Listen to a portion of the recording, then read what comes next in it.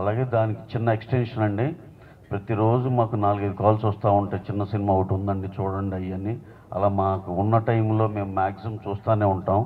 మా మైత్రి తరపున కానీ, మా రాజుగారి వాళ్ళ డిస్ట్రిబ్యూషన్ తరపునే కానీ ఏది మా ప్యానెల్లో మెంబర్స్గా ఉన్న మేము అందరం మినిమం సంవత్సరానికి 70-80 సినిమాలు రిలీజ్ చేస్తూ ఉంటామండి, చిన్న సినిమాలు.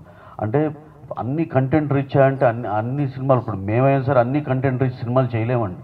మనం ఏదో మంచి సినిమా చేసామని ఒక పాజిటివ్గా ముందరికి వెళ్తాం. అలాంటి దాంట్లో ఆఖరికి ప్రొడ్యూసర్కి, చిన్న నిర్మాతకి నా సినిమా కనీసం నా థియేటర్లో రిలీజ్ అవ్వాలరా, హిట్ ఫ్లాప్ తర్వాత జనాలు తీర్పిస్తారు అనేది మినిమం అతనికి ఉండే హక్కు, అతనికి ఉండే ఇదండి ఆశ. కానీ అలాంటి దాంట్లో మేము మా ప్యానల్లో ఉన్న రాజుగారు కానీ, మేము మైత్రి మూవీ డిస్ట్రిబ్యూషన్లో కానీ, వీటిలో కానీ అందరికి సపోర్ట్ చేసి మినిమం సంవత్సరం 70-80 చిన్న సినిమాలు రిలీజ్ చేస్తున్నామండి. అలాగే మేము ఇది కంటిన్యూ అవుతుంది, మేము ఆ సపోర్ట్ ఇస్తూనే ఉంటాము. అంటే చిన్న సినిమా తీసేవాళ్ళు చిన్న పెద్ద లేదండి, అది దానికి ఏంటంటే మనం ఒక సినిమా చేసిన వాళ్ళు ఏళ్ళ చిన్నది ఏదో అనుకుంటున్నామేమో, కానీ చిన్న పెద్ద తేడా లేదండి. పెద్ద సినిమా చేసి బోల్తా పడితే ఇందాక రామారావు గారు చెప్పినట్టు కరెక్ట్గా అది చిన్న సినిమానే. చిన్న సినిమా లిటిల్ హార్ట్స్, రాజు వెడ్స్ రాంబాయ్ ఇలాంటి సినిమాలు ఆడితే అవి పెద్ద సినిమాలే, వాళ్ళు పెద్ద నిర్మాతలే, అంతేగాని దాంట్లో కేటగరైజేషన్ ఏమి లేదండి. అలాగే ఇప్పుడు దాకా మేము ఎలా సపోర్ట్ చేస్తున్నామో, ఏది అయితే రిలీజ్కి నోచుకొని సినిమాలు వాళ్ళు వచ్చి లేదండి చేద్దామంటే మేము అన్నీ ఎలా సపోర్ట్ చేస్తున్నాం, ఫ్యూచర్లో కూడా అలాగే కంటిన్యూ అవుతుంది.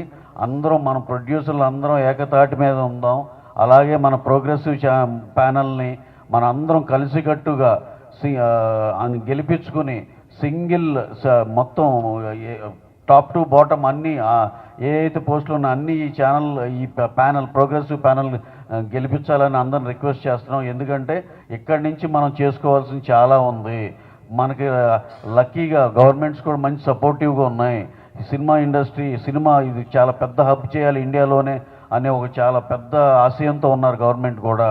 మనకి ఈ సినిమాలు తీసేవాళ్ళు అందరూ ఒక ఏకతాటి మీద ఉండి, అలాగే ఇప్పుడు తీయలేని పరిస్థితిలో ఉన్నవాళ్ళు అందరిని కూడా కలుపుకుని వాళ్ళు కూడా మళ్ళీ సినిమా తీసే వాతావరణం క్రియేట్ చేసి డెఫినెట్గా అందరం కలిసికట్టుగా ముందరికి వెళ్ళాలని మేము అందరం భావిస్తున్నామండి. అలాగే ఈ అన్నిటిలో మీరు విపులంగా జాగ్రత్తగా అన్ని పాయింట్లు ఆలోచించుకుంటే మీకే సొల్యూషన్ దొరుకుతుంది. ఒక్క 10 minutes 15 minutes కేటాయించుకోండి. ఎవరైతే ఓటేసేవాళ్ళు అరే ఎందుకు చెయ్యాలి, నేను ఎందుకు వీళ్ళకి వేయాలని ఆలోచించుకుంటే మీకే ఆన్సర్ దొరుకుతుందండి.